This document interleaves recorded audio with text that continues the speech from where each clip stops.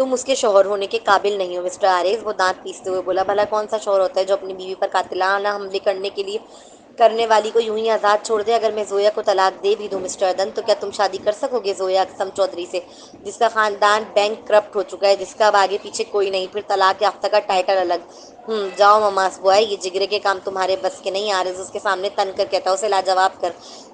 دانستہ طور پر کندھے سے کندھا رگڑتا آگے بڑھ گیا۔ Welcome to our channel novels by Hasan Kanwal. السلام علیکم لسنر، کیسے ہو آپ سب لوگ؟ آئی ہوپ آپ لوگ سب ٹھیک ہوگے۔ تو جناب قسط نمبر 10 رازدار محبت کی لے کر میں آ چکی ہوں، تو آئیے اسٹارٹ کرتے ہیں۔ وہ آفس میں بیٹھا کام کر رہا تھا جب اسے کال آئی۔ اس نے ایک سرسری سی نگاہ سیل کی اسکرین پر ڈالی۔ اسکرین پر بی پی چمک رہا تھا۔ اس نے یوں ہی کام جاری رکھتے الٹے ہاتھ سے کال ریسیو کر کے سیل کان سے لگایا۔ بولو، سلام بھیجو پہلے مجھ پر، پھر کچھ کہوں گی۔ دوسری جانب سے آنے والی پیاری سی آواز اسے کہیں بہت دور لے گئی تھی۔ وہ لمحہ بھر رکا۔ یہ ڈیمانڈ اس کے لیے نئی نہیں تھی، کوئی بہت پرانی یاد تھی جو آنکھوں کے پردے پر لہرائی۔ وہ ہلکا سا مسکرایا، گال میں خوبصورت ڈمپل ظاہر ہوا۔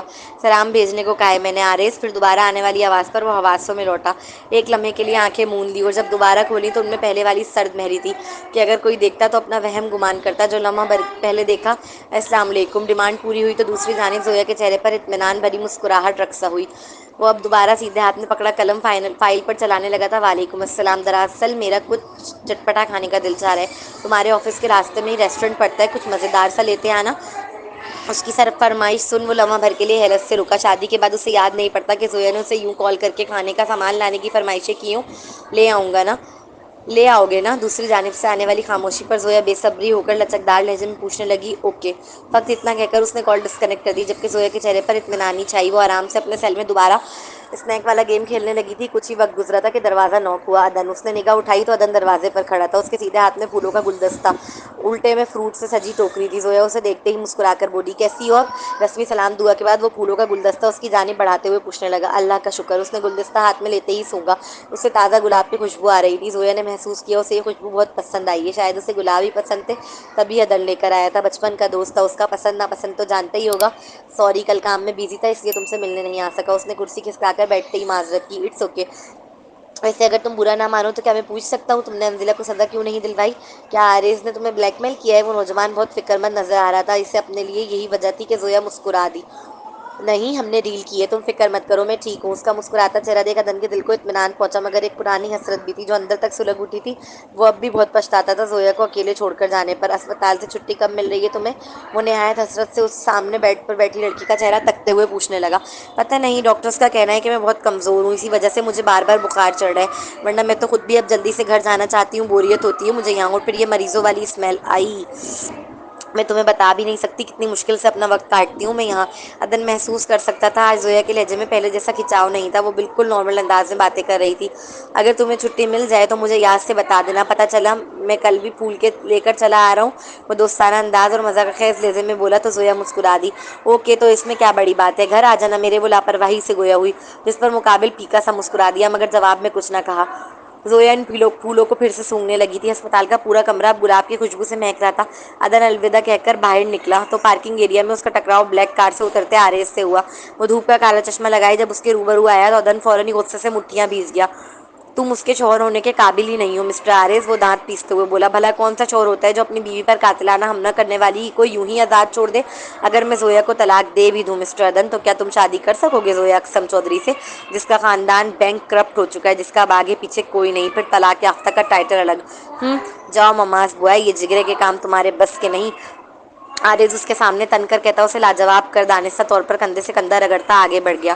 پیچھے ادن جل کر خاک ہوتا رہ گیا تھا، کیونکہ وہ واقف تھا کہ اگر زویا کو آریز طلاق دے بھی دے تو بھی وہ زویا سے شادی نہیں کر سکے گا، جیسا کہ آریز نے کہا۔ کڑوا تھا مگر سچ تھا۔ اس کی والدہ وہ لڑکی لائیں گی اس کے لیے جو پاور و دولت لائے، نہ کہ زویا جیسی جسے خود پاور اور دولت کی سخت ضرورت ہے۔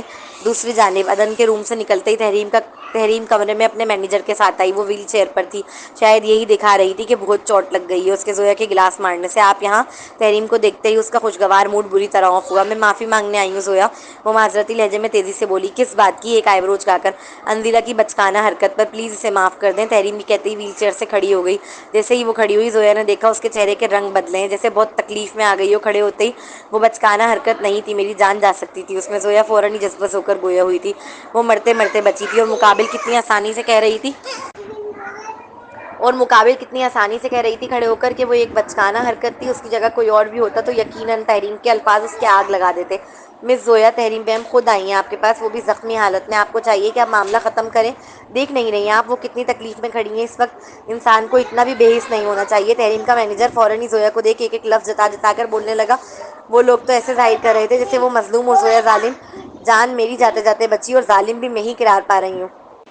لگتا ہے مس تحریم کو انڈر اسٹیمیٹ کر گئی میں، یہ عورت بہت مکار اور چلاک ہے، یہ خود بری نہیں بنتی دوسروں کو بناتی ہے۔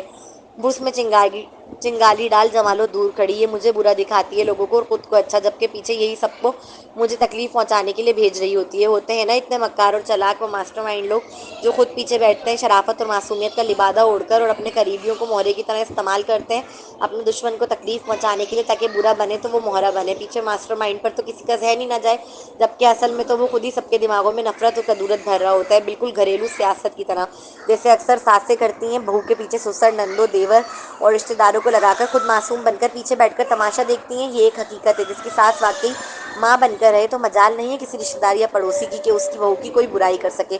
زویا دل ہی دل میں کڑکڑائی، کیا ہو رہا ہے یہاں؟ ایک روبدار آواز کے آنے پر زویا حواسوں میں لوٹی، سامنے ہی آرز اپنے پروکار انداز میں چلتا ہوا اندر آتا دکھائی دیا۔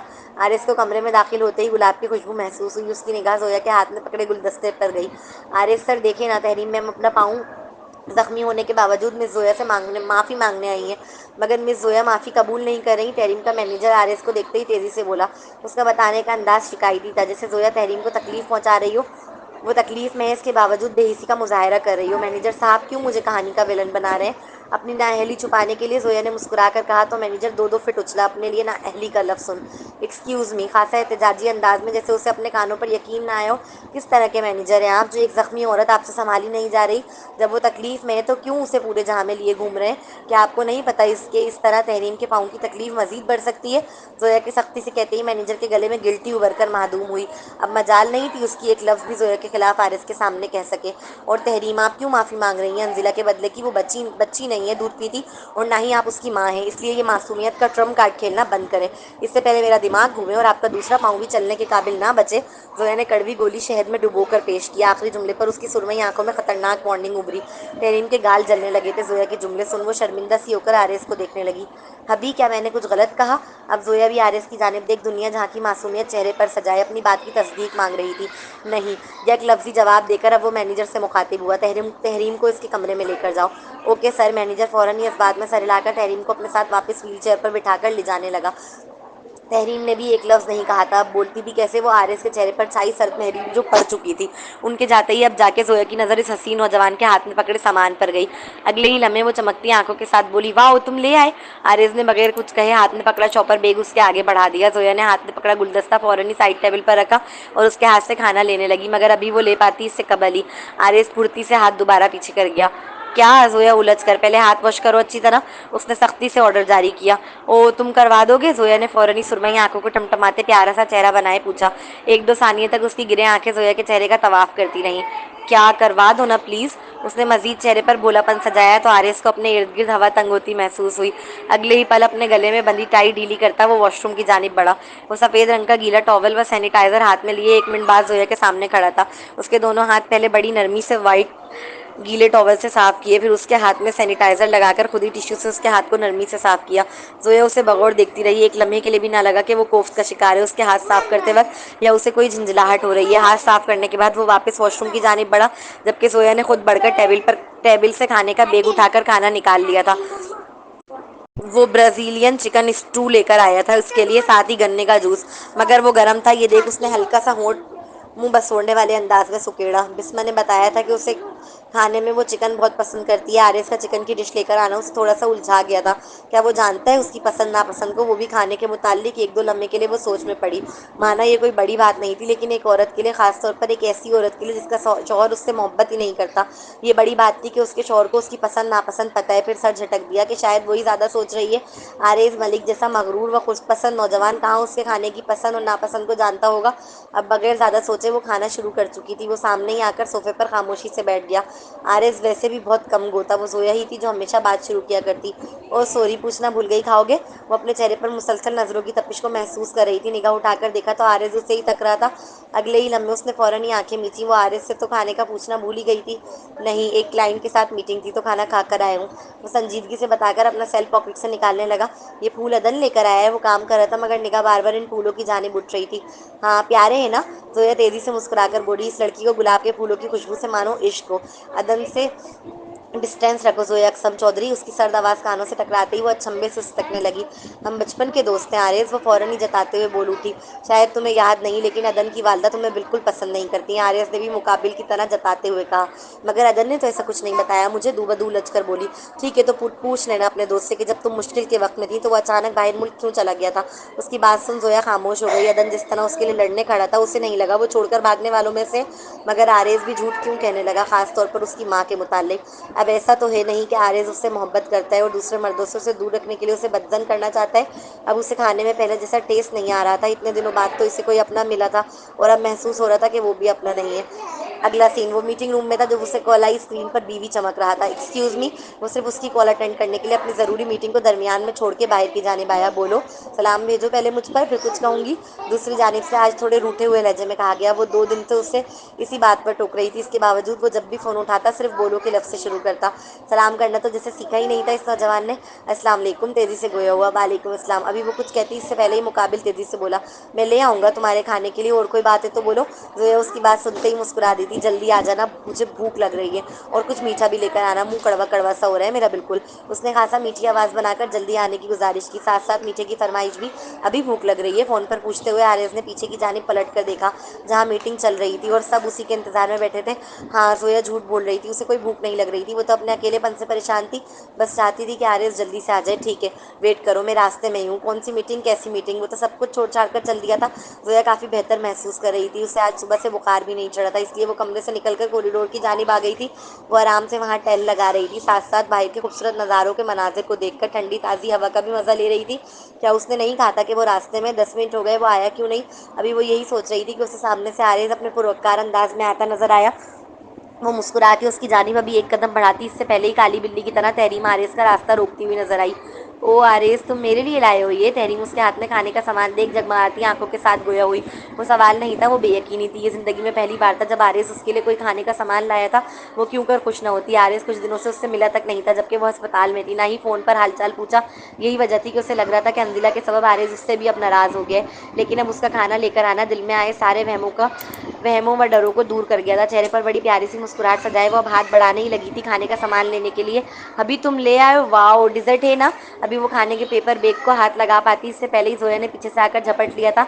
हमला इस कदर अचानक हुआ था कि वो देखती की देखती रह गई थी। तहरीम ने फौरन पलटकर पीछे की जानिब देखा जहाँ जोया ऑस्कर रेस्टोरेंट के पेपर बैग में डिजर्ट ढूंढती हुई नजर आ रही थी। वाओ, ब्राज़ीलियन चीज़ ब्रेड। वो फ़ौरन ही खुश होकर बोली थी। तहरीम, तुम अंदर आ जाओ। अंजिला बोलते बोलते रुकी जब उसने सामने ही आरिज़ और जोया को खड़ा देखा। अरे मिस अंजिला, आप भी यहाँ पर हैं? चलो ये तो बहुत अच्छा हो गया। मैंने सुना था कि आप मुझसे माफ़ी मांगना चाह रही हैं, तो अब मैं सामने हूँ, आप मुझसे माफ़ी मांग सकती हैं। जोया अंजिला को देख फ़ौरन ही मुस्कुरा कर बोली थी, साथ ही वो आरिज़ की जानिब बढ़ी, उसका बाजू पकड़कर करीब होती। अब वो अंजिला को देख रही थी, बस जोया का आरिज़ का बाजू पकड़ना था कि तहरीम और अंजिला की आंखें हैरत से फटने को हुई। अभी तुमने कहा था ये मुझसे माफ़ी मांगेगी, देखो ये तो चुप खड़ी है। अंजिला को खामोश खड़ा देख जोया ने फौरन ही दुनिया जहाँ की मासूमियत चेहरे पर सजाए आरिज़ से शिकायत लगाई थी, वो भी किसी बच्चे की तरह। आरिज़ सिर्फ बगौर इस लड़की का चेहरा देख रहा था जो अपने मकसद के तहत बहुत करीब आ गई थी उसके। फौरन ही उसके गले में गिल्टी उभर कर मासूम हुई, जिसे जोया किसी ने नोट नहीं किया था। अगले ही लम्हे वो अपनी टाई ढीली करते हुए अंजिला को गुस्से से देखने लगा। सॉरी जोया, क्या ये मुमकिन था कि आरिज मलिक किसी से माफ़ी मंगाना चाहे और वो शख्स ना मांगे? बस इस वजिया मर्द का गुस्से से देखना था कि अंजिला ने फ़ौरन डरते हुए माफ़ी मांगी, माना वो माफ़ी के अल्फाज अदा कर रही थी, मगर उसकी आंखों में दूर दूर तक कोई शर्मिंदगी नहीं थी और ना ही उसकी बॉडी लैंग्वेज में। जोया तिरछी निगाहों से उसे घूर रही थी, मगर कहा कुछ नहीं। रस्सी जल गई थी पर बल नहीं गए थे और उसे बल निकालने बखूबी आते थे। चलो अभी, मुझे वैसे भी बहुत भूख लग रही है, खाना खाते हैं। जोया मजीद वहाँ ना रुकी और आरिज़ का बाजू पकड़कर खींचते हुए वो उसे वहाँ से ले जाने लगी। वो भी खामोशी से चलता बना, बगैर तहरीम से कोई बात किए। तुमने देखा अभी, वो मक्कार औरत मिस्टर आरिज़ को हबी बुला रही थी और उन्होंने कुछ कहा भी नहीं। कैसे, क्यों, चल क्या रहे? आखिर कोई जादू कर दिया है क्या उसने मिस्टर आरिज़ पर? अंजिला अपनी हैरत जाहिर करने से नहीं रह सकी थी। पता नहीं, तहरीम अफसरदगी व रंज भरे लहजे में कहती, बड़ी हसरत लिए आंखों में आरिज़ मलिक की पुश को तक रही थी। وہ تو ہسپتال میں رکی ہی صرف آرز کی خاطر تھی، اس کی محبت اور توجہ کی طلب میں۔ اب جب آرز ہی اسے توجہ نہیں دے رہا تھا تو پھر کیا فائدہ رہ گیا تھا اسے ہسپتال میں رہنے کا۔ وہ ہسپتال سے دل برداشتہ ہو کر ڈسچارج لے کر چلی گئی تھی۔ دوسری جانب زویا کو بھی ڈاکٹر نے ڈسچارج دے دیا تھا۔ اب وہ دونوں گھر آ گئے تھے۔